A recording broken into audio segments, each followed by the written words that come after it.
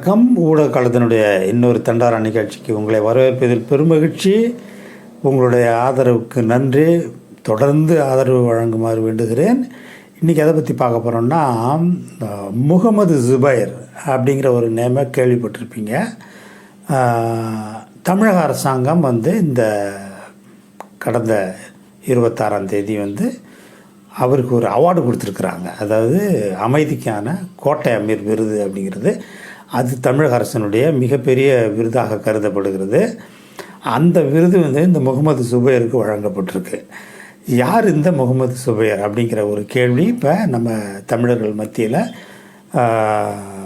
உலவிட்டு வருது. இந்தியா முழுக்க அவர் தெரிஞ்ச பேர் தான். முகமது ஜுபைர் ஆல்ட் நியூஸ் அப்படிங்கிற ஒரு இணையதளத்தினுடைய ஒரு ஃபவுண்டர் டைரக்டர். அவர் பிரதீக் சின்ஹாங்கிறவரோட சேர்ந்து இந்த ரெண்டு பேரும் தான் இந்த ஆல்ட் நியூஸ் அப்படிங்கிற ஒரு இணையதளத்தை நடத்துகிறாங்க. அப்படி என்ன இந்த இணையதளத்தில் மிக முக்கியமான ஒரு விஷயம்னா,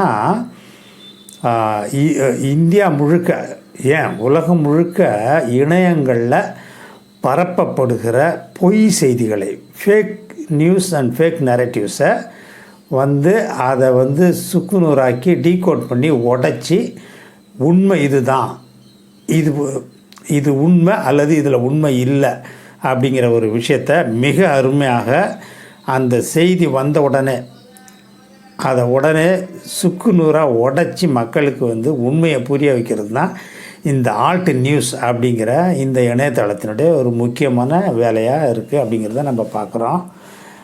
இதனுடைய மிக முக்கியமான ஒரு பங்களிப்பாக பல செய்திகள் குறிப்பாக 2014க்கு பிறகு, மோடி இங்கே வந்த பிறகு, சங்கிகள் எப்படி ஃபேக் நரேட்டிவ்ஸை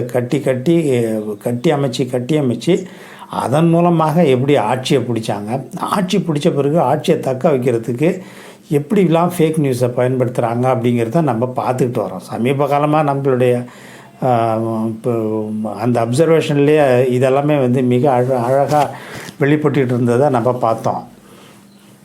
அதனுடைய பின்னணியில் தான் நம்ம முகமது ஜுபைரோட ஒரு ஒர்க்கை நம்ம பார்க்கணும்.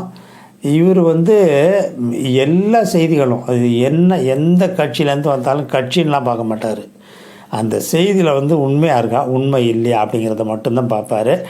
உண்மை இல்லைன்னா அவர் என்ன பண்ணுவார்னா, ஒரிஜினலான நியூஸ் என்ன, அதை எப்படி எடுத்து இவங்க உல்ட்டா பண்ணி அதை எப்படி இவங்களுக்கு வசதிக்கு ஏற்ப அந்த நியூஸை மாற்றிக்கிட்டாங்க அப்படிங்கிறதுக்கு அந்த காரணத்தையும் அவர் கொடுத்துருவார்.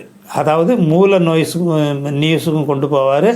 அந்த மூலத்திலேருந்து கொண்டு இப்போ அது எப்படி கன்வெர்ட் பண்ணப்பட்டிருக்கு, அது இப்போ எப்படி உலா வருது அப்படிங்கிறத மிக அருமையான அளவில் அவர் சொல்லிட்டு வரவர் தான் இந்த முகமது ஜுபைர்.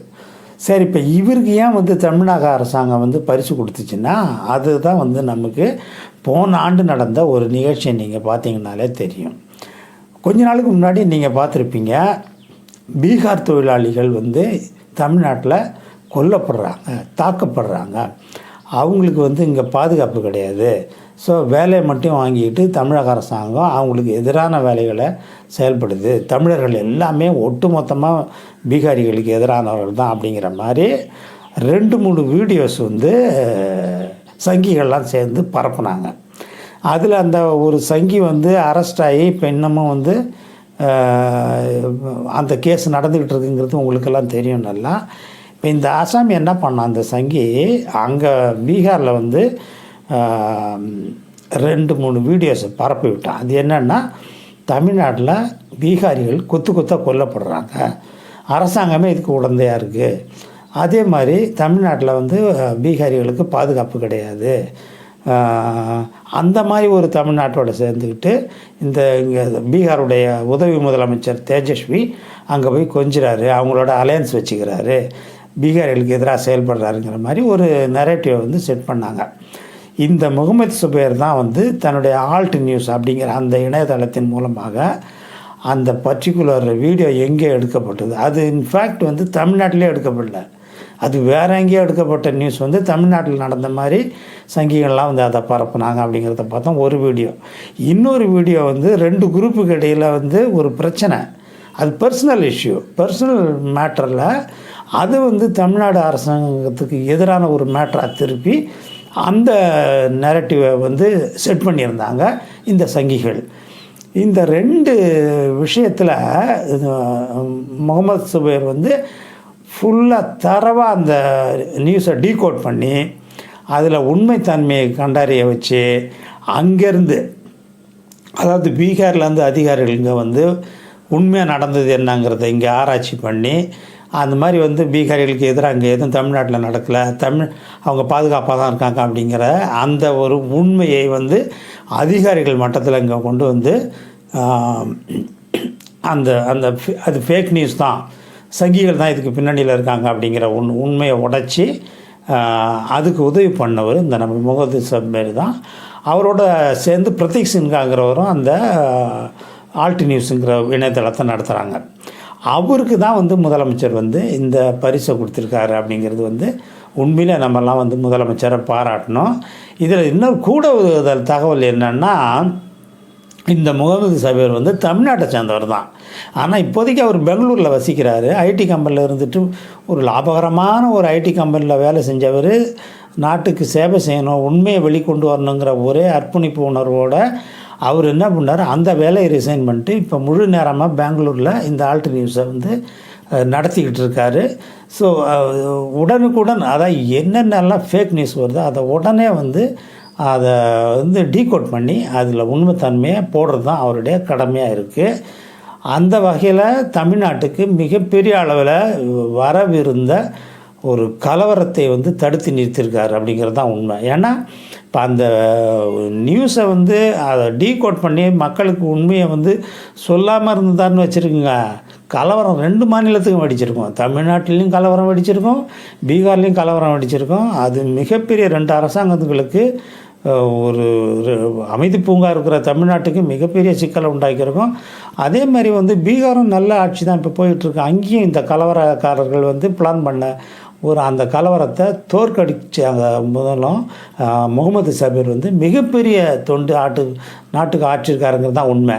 இதில் சுவராசியமான இன்னொரு தகவல் இப்போ என்னென்னா நமக்கு அதில் கிடைக்குதுன்னா, போன ஆண்டுக்கான நோபல் பரிசுக்கான அந்த பரிசீலனை லிஸ்ட் ஒன்று தயார் பண்ணாங்க. ஒரு 10-15 பேரை லிஸ்ட்டை வழக்கமாக வந்து நோபல் பரிசுக்கு என்ன பண்ணுவாங்கன்னா 10-15 பேர் எடுப்பாங்க, அதுலேருந்து தான் ஒருத்தரை தேர்ந்தெடுப்பாங்க. அந்த லிஸ்ட்டில் அந்த 13 பேரில் முகமது சுபைரும் பிரதீக் சின்ஹாவும் வந்து இடம்பெற்றிருக்காங்க. அவங்க பரிசீலனை பண்ணப்பட்டாங்க. ஆனால் அவங்களுக்கு கிடைக்கல இந்த வருஷம். ஆனால் அவங்க பேரும் அதில் இருந்ததுங்கிறது வந்து மிக நுட்பமான உண்மை.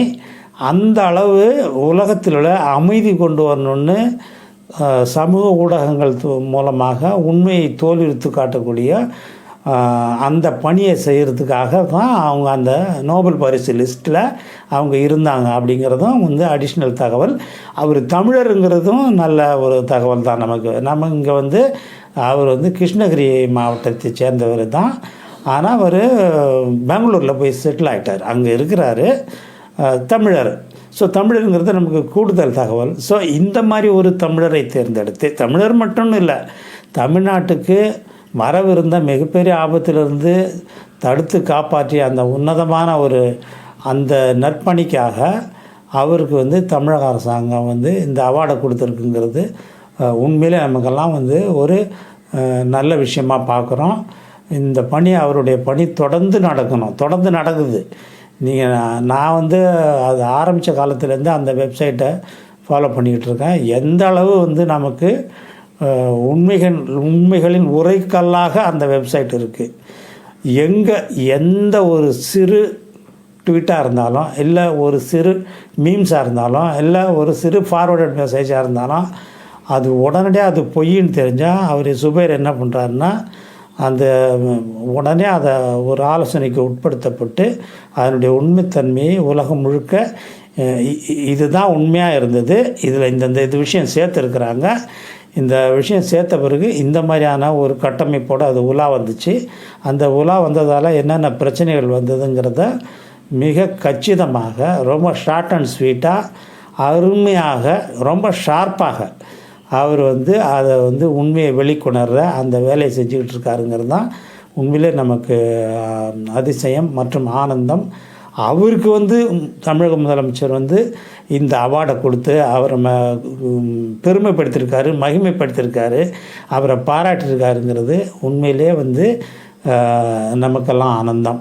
இதில் அடிஷ்னலாக தகவல் அவர் மோடி ஆட்சியால் மிகவும் சங்கிகளால் அட்டாக் பண்ணப்பட்டு 1 மாதம் சிறையில் கூட இருந்தார். சுப்ரீம் கோர்ட்டு தலையிட்டு தான் அவர் சிறையிலேருந்து வெளியே இப்போ வேலை செஞ்சுக்கிட்டு இருக்காரு. உலகம் முழுக்க அவருக்கு சப்போர்ட் இருக்குது. உலகத்தில் உள்ள ஜேர்னலிஸ்ட் எல்லாமே அவருக்காக குரல் கொடுத்துருக்காங்க. இன்னும் அவரை பாதுகாக்கிறாங்க, ப்ரொடெக்ட் பண்ணுறாங்கங்கிறது அடிஷ்னல் தகவலாக நம்ம பார்க்குறோம். அவருக்கு நமது வாழ்த்துக்களை தெரிவித்து கொண்டு இந்த பதிவை முடித்துக்கொள்வோம். நன்றி, வணக்கம்.